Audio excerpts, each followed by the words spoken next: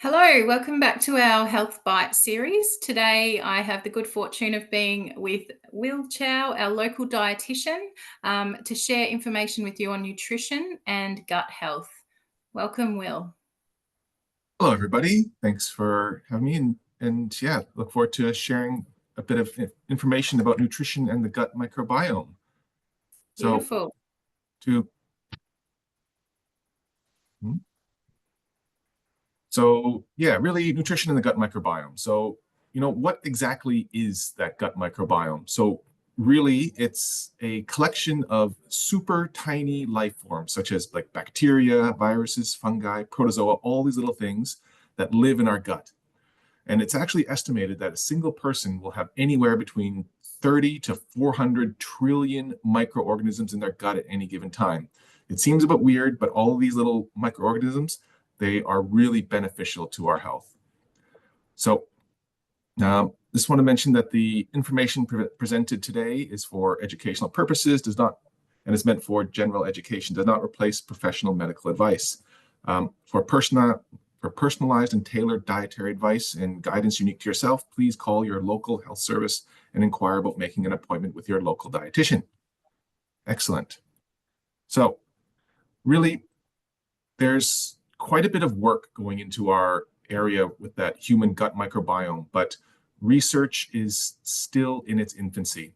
So really what we know now is there's strong links to a low gut microbiome diversity and things like chronic pain, autoimmune diseases, obesity, cardiometabolic disorders, liver disease, inflammatory bowel disease, chronic inflammation, even depression, poor mental health, chronic fatigue, colorectal cancer, food allergies, intolerances, and even osteoporosis. So all of these things have actually been starting to get some links with that gut microbiome.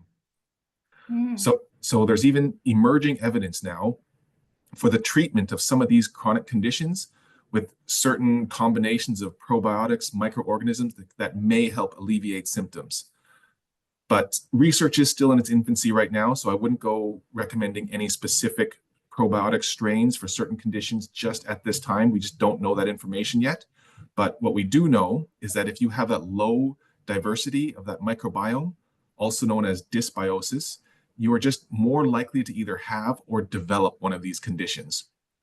So just to put it sometimes in perspective, has anyone ever got a feeling of like butterflies in their stomach, or that gut feeling, or maybe just lost their appetite when something unpleasant happens, or even like a nervous poop? I mean, yeah, absolutely. These are several great, although maybe inconvenient and sometimes unpleasant examples that just show how our brain and our gut is actually connected. So this is now what we refer to as like that gut-brain axis. So research has now shown that this gut-brain axis is just a really complicated communication network between our brains and our guts that we're really only starting to understand. So, but one of the main reasons that gut microbiome, we believe, provides some of these protections for all of those chronic conditions is that it provides essential substrates from fermentation and breakdown of non-digestible compounds, also known as dietary fibers.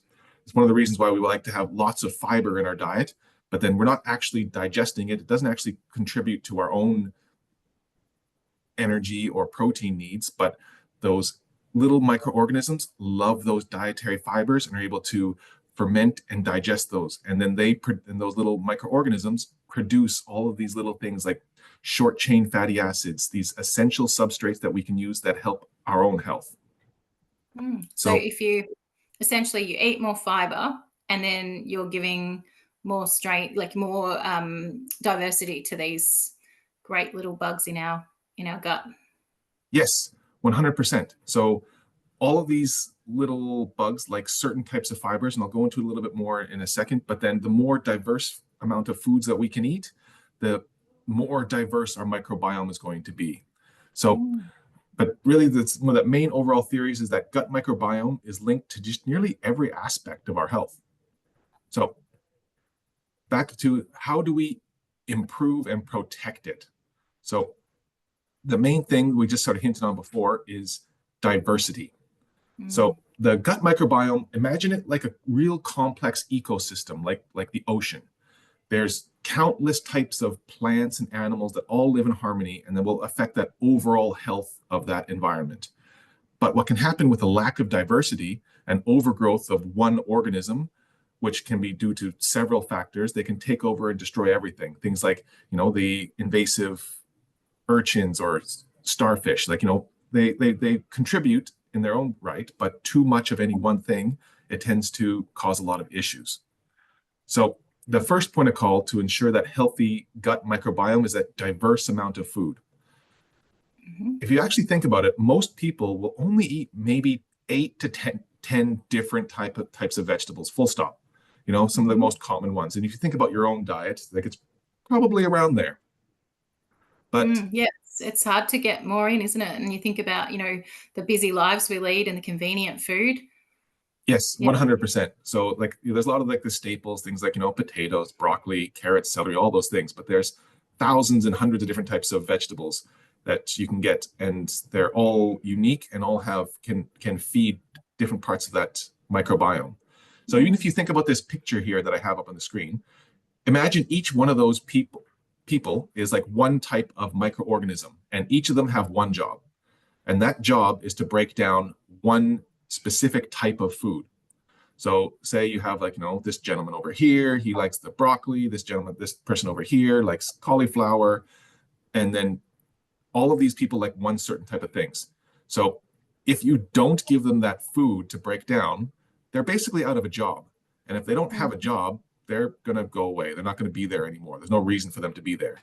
So the more you can keep that diet diverse and lots of different plant foods, and it doesn't always have to be just vegetables. So plant foods can be things like nuts, seeds, herbs, legumes, all those kind of things can all contribute to that microcosm of that microorganisms and that microbiome. Mm-hmm. So Yeah. what we really want to aim for is 30 different types of plant foods in a week. That's that ideal range that we want to get to. More is even better. And just by thinking about the amount of different types of plants that you eat, would you get to 30? And if not, then maybe it's time to try experiment with some new things. Or it's like things like adding some extra herbs or spices or things to your food just to be able to bulk up the variety of plant foods. I just love that analogy of feeding, our diverse groups. And I love that thought of, so having that thing on the bench, like that nut jar or that extra thing in your lunchbox, and you're not just having it because it tastes good, but you're also kind of reminding yourself to feed that colony you've got down there. Yeah, exactly. So it's not that one certain plant food is really better than the others. Things like, jars of nuts. Really, all nuts are great. So just mix it up. Walnuts, almonds, Brazil nuts, macadamia, anything. Doesn't really matter. But the aim is just to get that variety is a little bit better for our gut microbiome. Love it. Thank you.